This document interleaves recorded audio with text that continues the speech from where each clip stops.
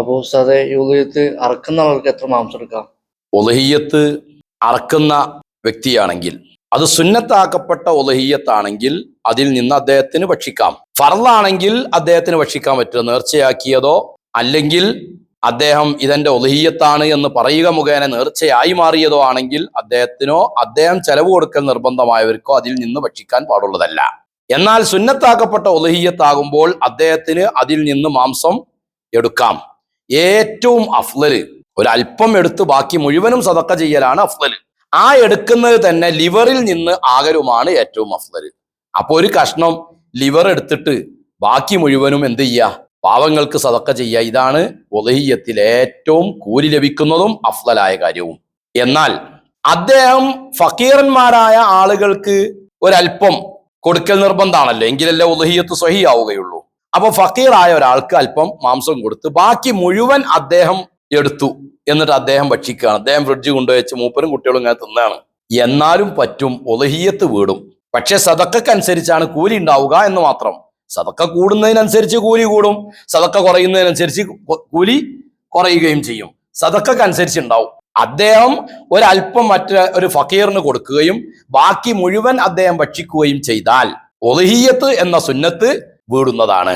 എന്നാൽ മഹാന്മാരായ പണ്ഡിതന്മാര് പറഞ്ഞു, ഒരു അദ്നൽ കമാലായ രൂപം, അതായത് ഏറ്റവും പൂർണ്ണത അഫ്ളല് ഞാൻ പറഞ്ഞല്ലോ, അദ്ദേഹം ഒരു കഷ്ണം ലിവർ എടുത്ത് ബാക്കി മുഴുവനും സദക്ക ചെയ്യലാണ്. എന്നാൽ അതിനേക്കാൾ ഒന്നും കൂടെ തായോട്ടിറങ്ങിയാൽ എന്തു പറ്റും? മൃഗത്തെ 3 ഓഹരിയാക്കുക. അവന്റെ ഷെയർ ആണെങ്കിൽ അവന്റെ ഷെയർ 3 ഓഹരിയാക്കുക. എന്നിട്ട് അതിൽ ഒരു ഓഹരി അറവ് നടത്തുന്ന ആളെടുക്കുക, ഒരു ഓഹരി ഫക്കീറന്മാരായ ആളുകൾക്ക് സദക്കയായി കൊടുക്കുക, ഒരു ഓഹരി സാധാരണ മുതലാളിമാരായ കഴിവുള്ള ആളുകൾക്കൊക്കെ ഹദിയയായും നൽകുക. അങ്ങനെയുണ്ട്. അപ്പോ ആ നിലക്ക് നോക്കുമ്പോൾ അതിൽ നിന്ന് 3ൽ 1 ഓഹരി അവനിക്കെന്താ എടുക്കാം. അത് അദ്നൽ കമാലാണ്, പൂർണ്ണതയിലെ ഒരു താഴെ സ്റ്റെപ്പാണത്.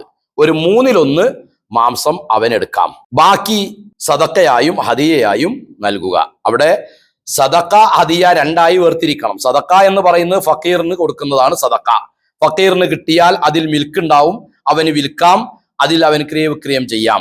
മുതലാളിമാരായ ആളുകൾക്ക് ഹദിയയായി നൽകുന്നതാണ്. അവർക്ക് മിൽക്ക് ഉണ്ടാവില്ല, അവർക്കത് ഭക്ഷിക്കാം, മറ്റുള്ളവർക്ക് ഭക്ഷിപ്പിക്കാം, അതിന് വിരോധമില്ല.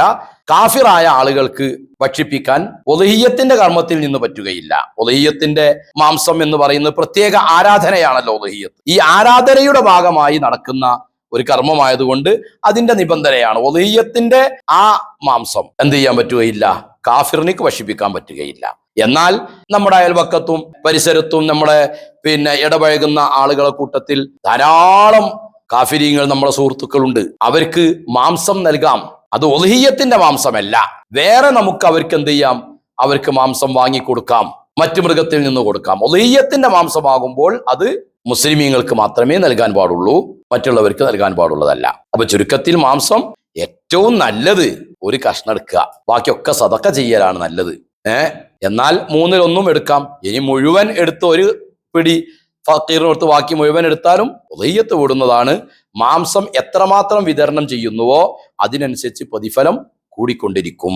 അല്ലാഹു സുബ്ഹാനഹു വ തആല നമുക്കൊക്കെ ഇതുപോലെ കർമ്മങ്ങളിൽ പങ്കെടുക്കാൻ, ഉലഹിയത്ത് അറുക്കാൻ, അതിന്റെ പുണ്യം നേടാൻ നാളെ ആഖിറത്തിൽ സിറാത്ത് പാലത്തിലെ വാഹനമാണ്. അള്ളിമു ലഹായാക്കും.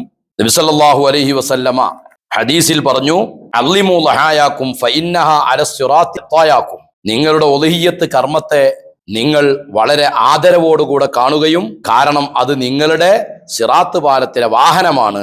അപ്പൊ സിറാത്ത് പാലം വിട്ടുകടക്കുമ്പോഴുള്ള വാഹനമാണ് ഉലഹിയത്ത്. അല്ലാഹു തആല അതിൽ ഉൾപ്പെടുത്തുമാറാവട്ടെ. നന്മകൾ പറയാനും അത് അനുസരിച്ച് പ്രവർത്തിക്കാനും അള്ളാഹു നമുക്കൊക്കെ അവസരം നൽകുമാറാവട്ടെ. ആമീൻ ബിറഹ്മതിക യാ അർഹമർ റഹീമീൻ. വസല്ലല്ലാഹു അലാ സയ്യിദിനാ മുഹമ്മദിൻ വആലിഹി വസഹ്ബിഹി അജ്മഈൻ. വൽഹംദുലില്ലാഹി റബ്ബിൽ ആലമീൻ.